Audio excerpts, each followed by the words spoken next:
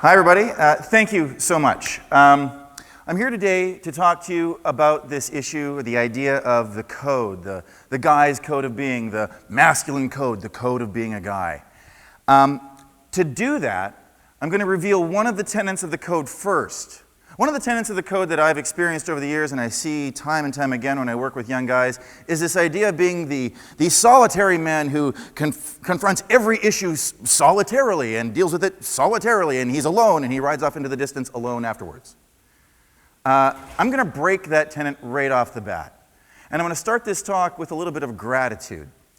In preparing for this TED Talks, they gave us the booklet about what you should do, and one of the things that they say you should do is watch a lot of TED Talks, which I'd been doing for years anyway, so it really wasn't a problem. But one of the things that I came across was a lot of people talking about a lot of similar things to what I'm about to say. In particular, Tony Porter in his talk, A Call to Men, which was an amazing talk. I loved it. It was so inspiring and so incredibly close to what I'm about to say that it terrified me. I'm like, can I actually go up in front of a group of people and do a TED Talks that's almost exactly the same as this guy?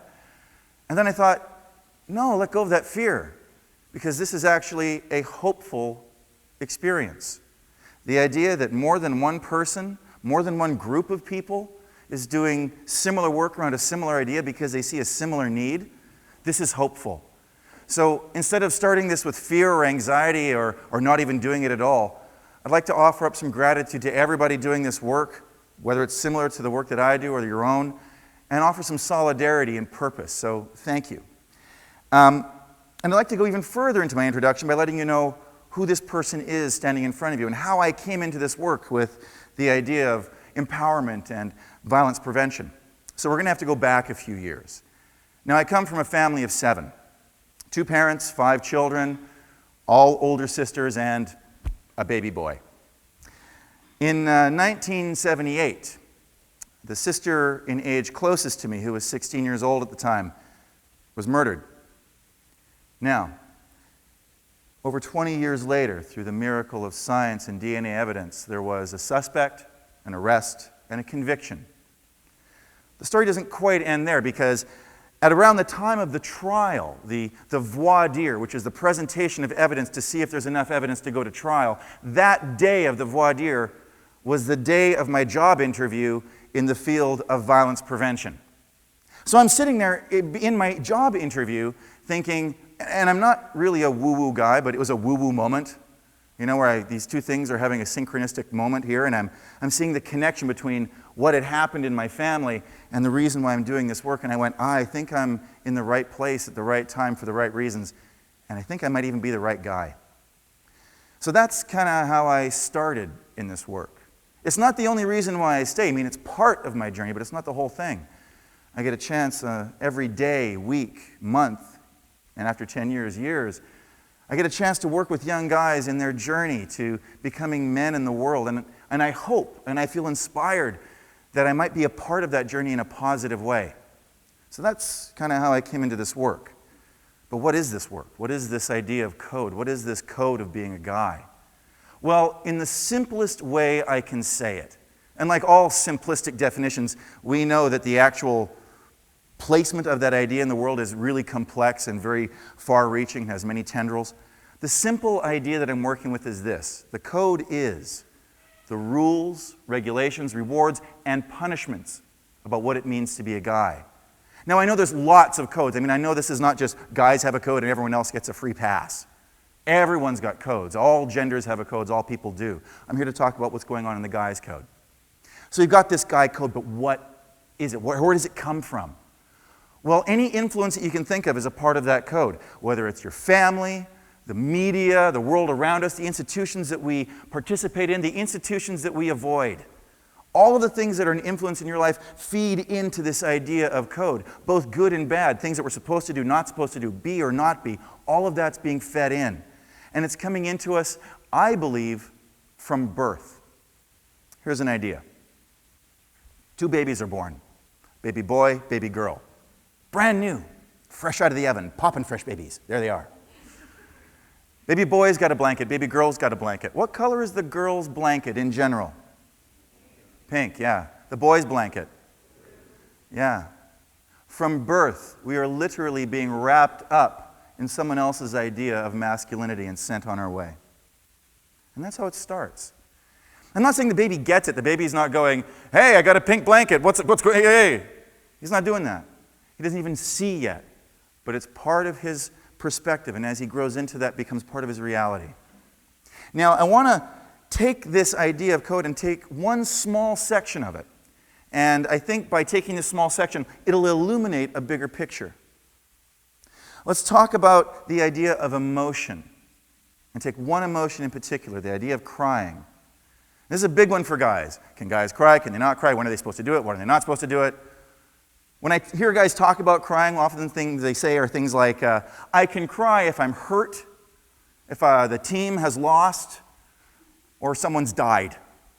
And I go, great, so you're at a funeral, you get kicked in the crotch when your team loses, and you can really let it out. And they go, yeah. It seems very familiar. But let's take this idea of crying a little bit further. Here's what I think. When kids are really small, both boys and girls, when they get hurt, when they get upset, they come running home, and they can reasonably expect from the people around them to get some comfort up to a certain age. Oh, you got hurt, boy or girl, doesn't matter. Here's a cuddle, here's a hug, you feel better, go on your way.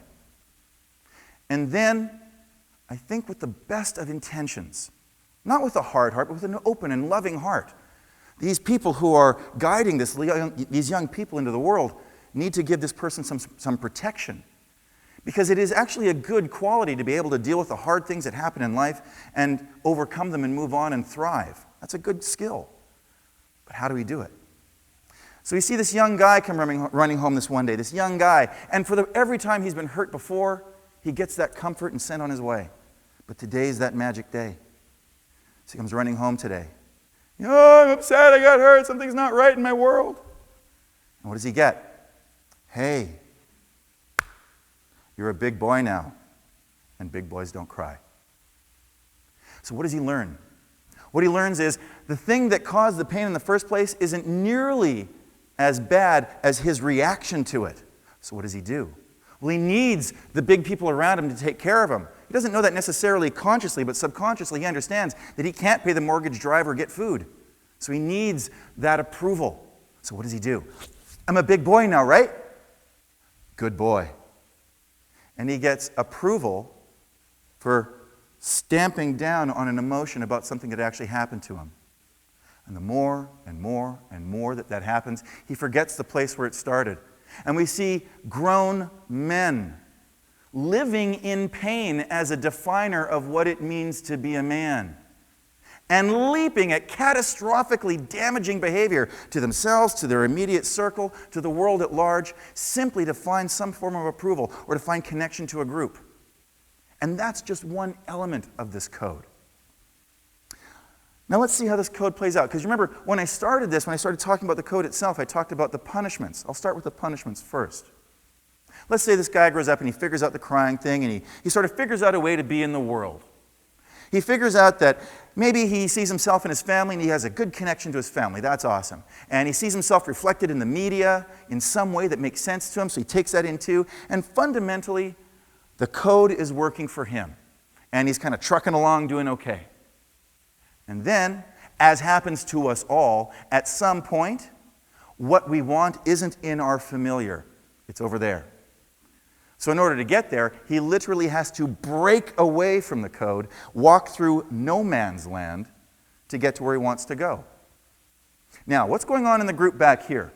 Often in the group back here, that action causes a tremendous amount of anxiety and fear. Now, not always. Sometimes there's people or institutions back here that are going, hey, good for you, man, go. But not always. Often there are people or situations back here that are going, hey, what are you doing? That freaks me out. That reflects badly on me. And we know that it's easier to try to bring one person back into the fold than it is to get everybody to take that big step forward. So what do? They punish him. Now I'm going to go through the 3 basic punishments. I mean, there's all sorts of variations, but verbal, physical, and emotional punishments are leveled at this guy. Verbal. He gets made fun of. He gets mocked. Now, we've heard that language like sticks and stones may break your bones, but words will never hurt you. And unfortunately, we know that's not true. We know that words have power and meaning. I mean, that's why we have language. We want to be understood and have an effect greater than the immediate. So that language has a powerful effect on him, and sometimes the language is plain and good enough to bring him back into the fold and go, okay, I won't do that again. But maybe it's not. Maybe he keeps going. Let me get into the physical. I don't have to go down the road too far for you to understand. I mean, we know that physical punishment hurts and the damage that it can do. But probably the most dangerous and insidious punishment we level at each other is emotional. That one place I was saying earlier that's kind of edgy for guys to go to. So here's this guy, and he's gone through the verbal and physical punishments on his way to something that he wants to get.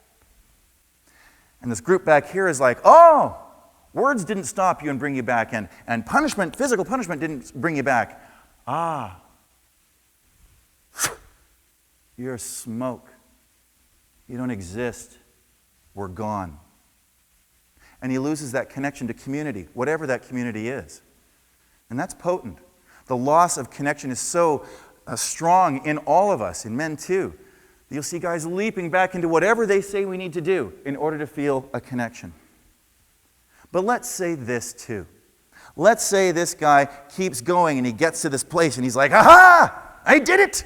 I went through all that crap to get to this place and woohoo! Look at me! Yay me! Hey, wait a minute. This sucks. I thought it would be awesome. I made the wrong choice. What do I do now? I'm not so interested in the mistake, because we all make mistakes. That's part of the deal. What I'm interested in is that journey that he just made. This power of choice that he just made. The power of choosing his own path. In spite of the negative things that are there, he has built a capacity to make his own choices. And so now that he's here, he doesn't like what he's got. He goes, well, I can make another choice. And it's a little bit easier because he's already built that muscle. And it's a little bit easier to make this choice. Maybe that doesn't quite work either. So he goes from choice to choice until he finds something that works for him.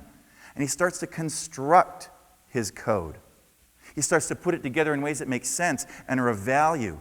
Not like a dog on a leash or a fish on a line being drawn to some conclusion of his life determined by somebody else, but determining his own path, right or wrong, but it's his. Now, what does that build? Now, I talked about the negative parts of the code. Let's talk about the positives. Why should we enter into this journey?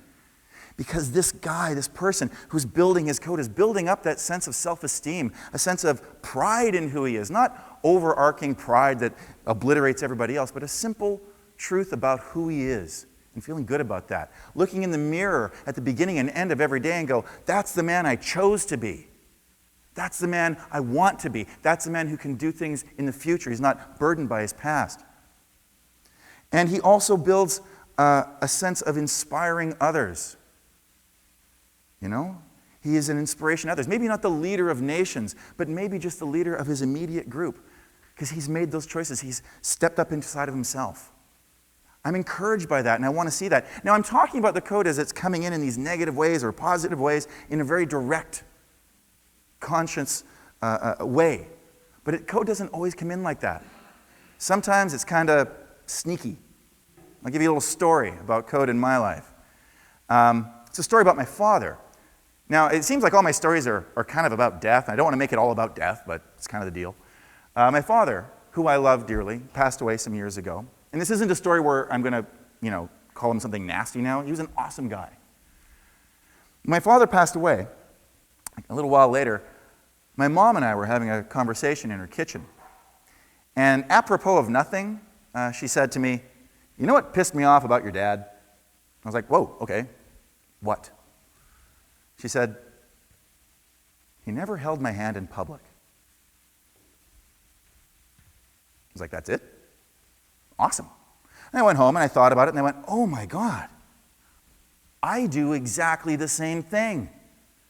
In all my relationships, it was really hard for me to hold girls' hands. I just couldn't do it. It bugged me. It irritated me. I was like, ugh. I didn't want to do it. And then I went, that's not even my truth. I had witnessed my parents in relationship over years, in and out of public and private space, and I just picked up that idea. My dad never sat me down and went, okay, Bill, don't hold girls' hands. It's creepy. The Pozzobon men don't do that. Don't. He never said that directly, but I witnessed it every day.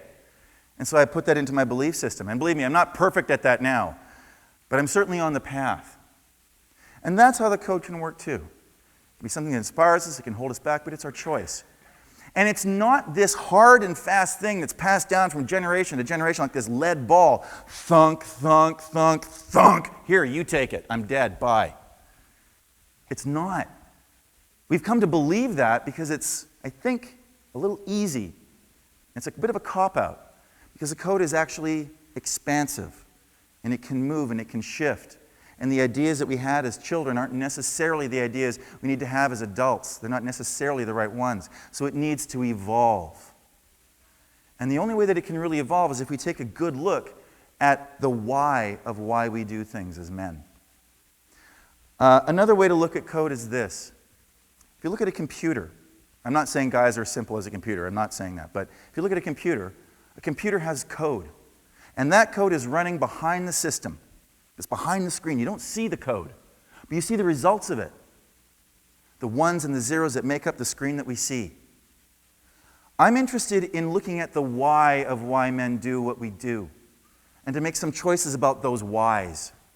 Because until we change those ones and zeros, we can't reasonably expect a different result.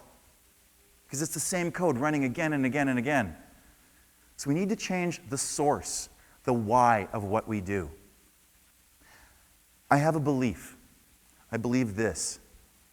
I believe that when men more collectively, more wholly, more globally get a hold of the why of why we do what we do and start to make some choices based on a new why, a new way of thinking, a new potential to expand. When we get a hold of the why, then we will truly evolve the human being. And that is an idea I think is worth spreading. Thank you.